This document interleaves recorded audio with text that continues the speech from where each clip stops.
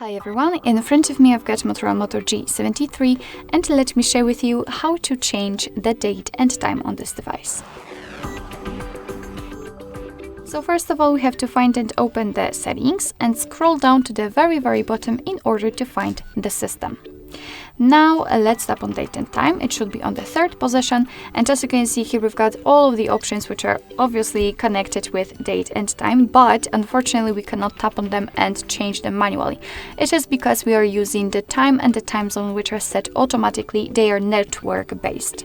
So first of all, before we will be able to set the date, time and time zone, we have to turn off both of those options. And as you can see right now we can freely tap on date and pick it from this calendar. So let me randomly pick this one, tap on OK. The same situation with the time. From this clock you can just pick the hour and tap on OK. And as you can see it will be immediately applied on the status bar.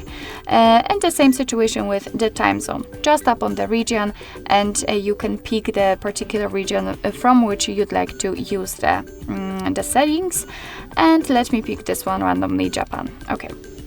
It will be immediately set, and be aware that after changing the time zone, the time which you've set manually also will change according to it.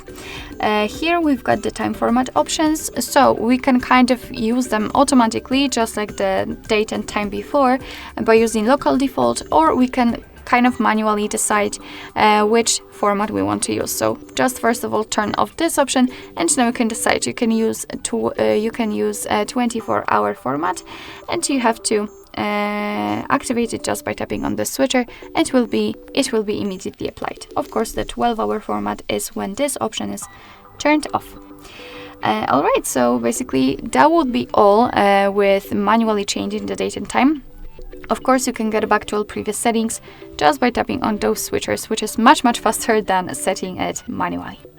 Alright, so thank you so much for watching. I hope that this video was helpful, and if it was, please hit the subscribe button and leave the thumbs up.